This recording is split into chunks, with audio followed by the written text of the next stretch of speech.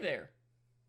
Pokemon Black and White, probably one of my favorite in the series. If I don't say that, I am 90% sure a riot will show up outside my house. Like every other Pokemon game, we get to pick our very own name, as long as your name is 7 letters or shorter. Sucks to be any of these people, I guess. You know, Tepig gets a lot of hate, but I love this guy. Is Snivy a plant? Or do you reckon it's made of meat? I should have stayed in bed. I feel like people tend to name their Tepig after one specific cartoon pig, so we're gonna go for the less famous cartoon pig. Upon further research, I have realized Otis is actually a cow. Dang it! After then obtaining our first Pokeballs and getting taught how to capture Pokemon, we meet the evil team of this region, Team Plasma. And their plan is to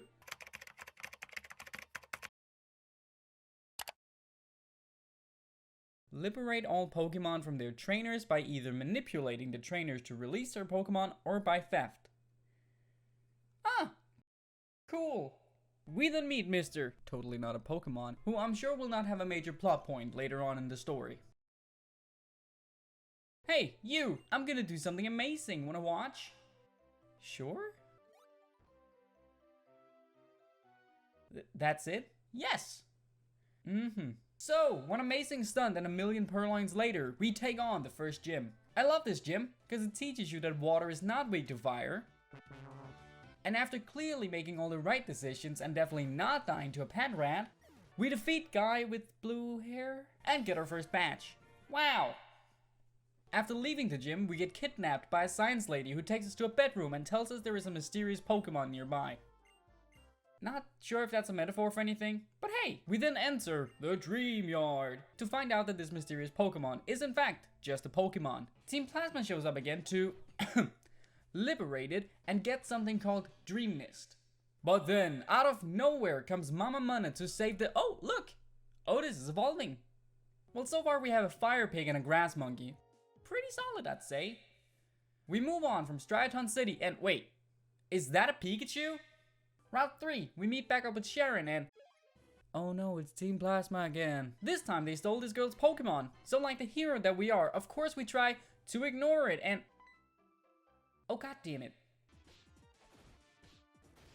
After defeating the grunts, they ramble about the Pokemon suffering or something. And then they cry because they lost. Sucks to be you. Shut up. Sorry. So on towards the next town it was. And on the way we caught a Blitzel that I called a Libra, because it's an electric zebra. Nacrane City. We make a quick heal, complete the worst puzzle ever made, and defeat Gym Leader Lenora.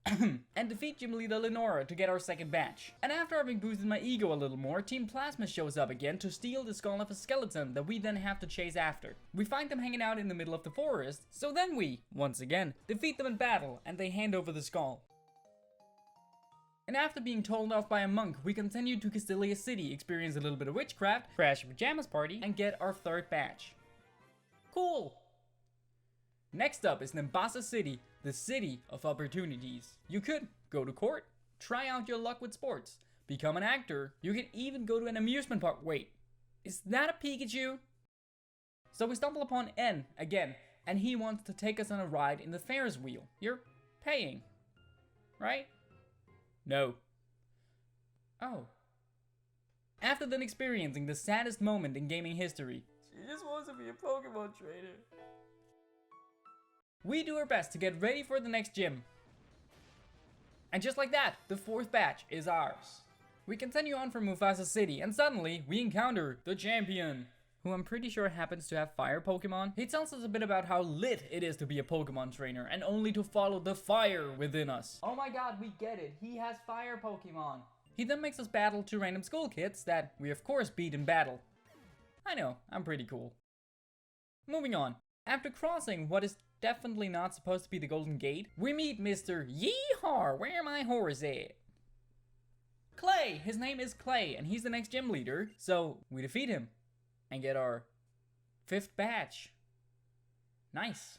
Moving on from Driftvale City, we traverse through the most annoying field of grass ever, explore a cave filled with shiny blue rocks that are also electric, and get captured by ninjas. What, not your usual Friday? We exit the cave and enter Mistralton City. We get told to go to a tower just outside the city. We fight our way to the top and ring a bell. I have no clue why, but at least we get to fight the gym leader now. That cannot be legal. Anyway, Skyla is the leader of this gym. You get it? Skyla, the flying type trainer.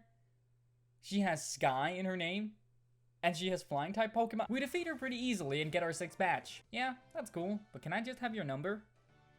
Too early? Too early. After leaving the gym, N is there once again to tell us about how Pokemon are suffering in the hands of their trainers. So he want to talk to our Pokemon about who we are, because apparently he can talk to Pokemon, but he just comes across a little creepy and stalkerish, which, should I be worried? We go on to try to navigate our way through some tunnels that are really easy to get lost in, but at least we caught a little bear, so it wasn't all bad. Next up was Isurus City. I am starting to think they purposely made all the city names hard to pronounce. Straight on to the ice gym it was, and having a Pokemon like Otis, this wasn't a problem at all. Well, that could be a problem. We beat Bryson, get our 7th badge, you know the deal at this point. We then head north into a tower to stop Team Plasma from liberating Pokemon. At least, I think so. I mean, I kind of stopped reading like 2 badges ago. Anyway, we arrive at the top of the tower, and N is there. Bro, not to alarm you, but there is a big ass dragon right behind you. I know, you idiot. Rude. I'm gonna use Zekrom to go and defeat the League and thereby prove that Pokemon are suffering when used by their trainers in battle. I have so many questions. Well then, we go back to Route 4 and enter the Relic Castle, which is like Team Plasma hideout sort of thing. You can also catch a Volcarona here, but I think we've had enough things that ends with Rona lately, so we're not even gonna bother. Gets us then tells us that we're the chosen one, and if we want to keep the world in order, we have to save Reshiram using the Lightstone. Okay. We then return to the surface and get a call from Juniper telling us to meet her at the museum in Nacrene City so we can obtain the Lightstone from Lenora, but no one knows how to activate it, so we get told to go to Opelucid City, talk to the gym leader because he's a dragon type trainer. He must know. Turns out he does not know, but still want to have a battle. So we do that, get our last badge, go to Victory Road, and there it is. The Pokemon League. Finally. The league was pretty easy. We defeated Fighting Guy without any problems really. Psychic Girl was kinda challenging. Dark type dude was pretty much the same. And then there was Ghost Girl. Don't mess with Ghost Girl. After beating the Elite Four, we see N presenting his plans to the champion. And then out of nowhere, a freaking castle appears. Sure, why not? We climb our way to the top and find N sitting high and mighty at his throne, and after summoning the big black dragon, we, allegedly, summon the big white dragon. We then catch the big white dragon so we can defeat the big black dragon, so that we then can finally live happily ever after. Oh, you thought that was it? Wait, it was? Huh. Wait, is that a Pikachu?